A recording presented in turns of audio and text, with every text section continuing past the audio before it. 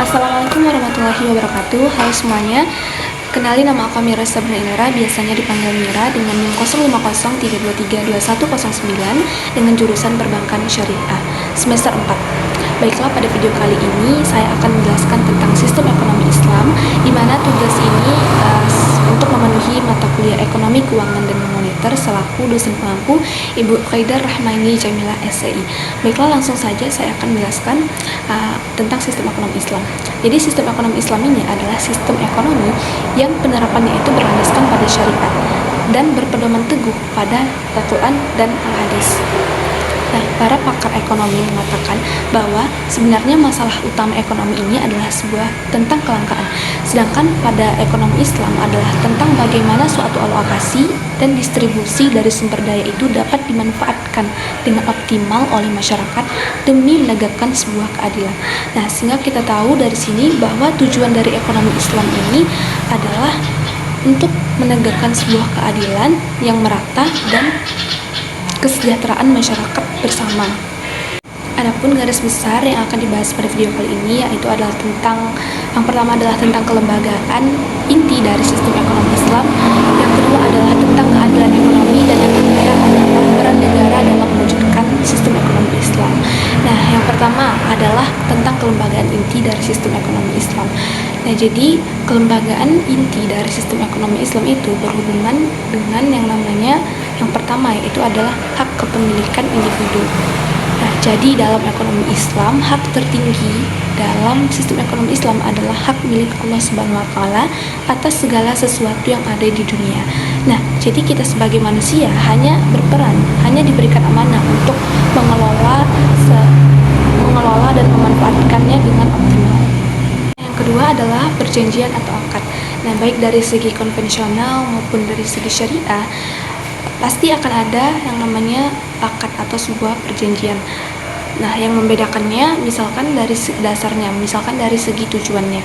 Nah, kalau misalkan dari segi konvensional, dia berusaha atau berfokus untuk mencari keuntungan yang lebih dari setiap aktivitas ekonomi yang dilakukan.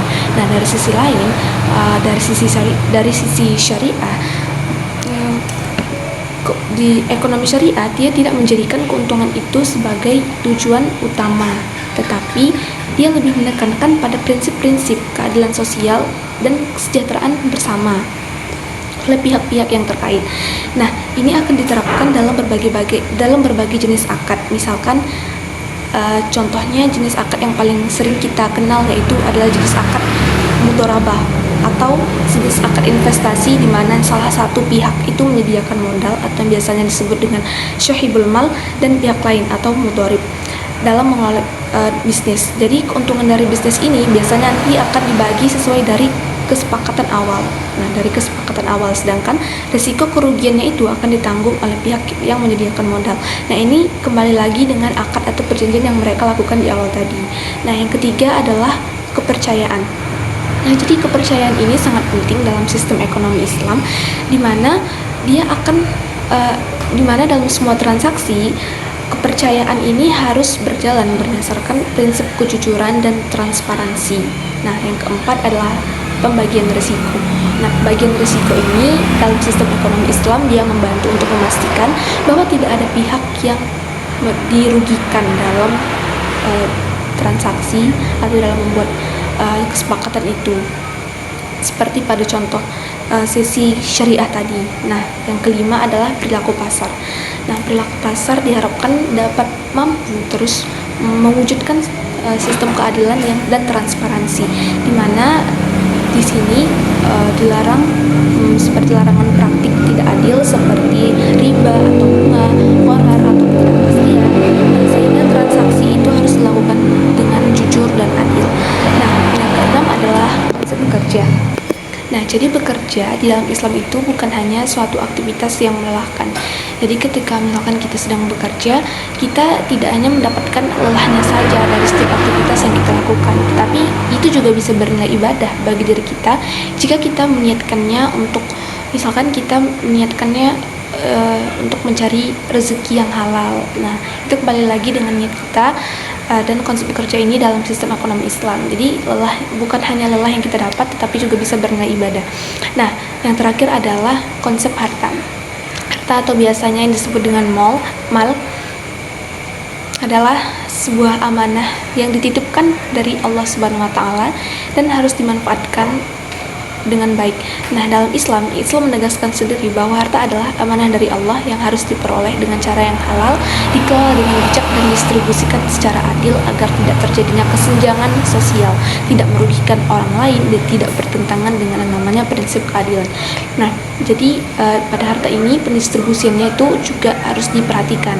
Nah, seperti yang kita tahu bahwa dalam pendistribusian harta baik melalui zakat, infak, wakaf. Nah, itu tujuannya agar tidak terjadinya monopoli kekayaan seperti yang pernah dijelaskan atau seperti yang tertuang dalam Quran surah Al-Hasyr ayat 7, di mana yang artinya adalah apa saja harta rampasan yang diberikan Allah kepada Rasulnya dari harta benda yang berasal dari penduduk kota-kota, maka adalah untuk Allah, untuk Rasul, kaum kerabat, anak-anak yatim, orang-orang miskin, dan orang-orang yang dalam perjalanan, supaya harta itu jangan beredar di antara orang-orang kaya saja di antara kamu.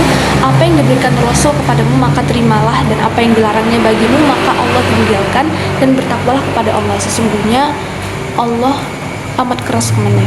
Nah, dari ayat ini kita bisa ngambil maksud nih bahwa dalam Islam, ekonomi Islam itu menolak yang namanya sistem ekonomi yang hanya menguntungkan segelintir orang tanpa memperhatikan atau tanpa memfokuskan pada kesejahteraan masyarakat luas.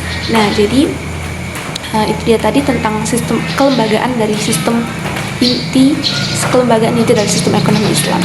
Nah, yang kedua adalah tentang keadilan ekonomi. Nah, jadi menurut pendapat Solikin DKK, dia mengatakan bahwa keadilan ekonomi yang pertama adalah tentang kesamarataan, kebebasan, kesempatan, dan aksesibilitas masyarakat. Yang kedua adalah tentang keadilan dan kejujuran dalam transaksi pertukaran. Dan yang ketiga adalah keadilan dan kemerataan yang terdistribusi dengan prinsip syariah. Nah, itu tadi keadilan ekonomi. Nah, yang terakhir adalah tentang peran negara dalam mewujudkan sistem ekonomi Islam. Nah, jadi dalam sistem ekonomi Islam, negara juga tentunya harus memiliki peran penting dalam ekonomi Islam, di mana dia bisa berperan sebagai pengelola, sebagai pengawas, sebagai pelindung dari kesejahteraan ekonomi masyarakat. Nah, jadi negara juga memiliki peran tentunya dalam sistem ekonomi Islam.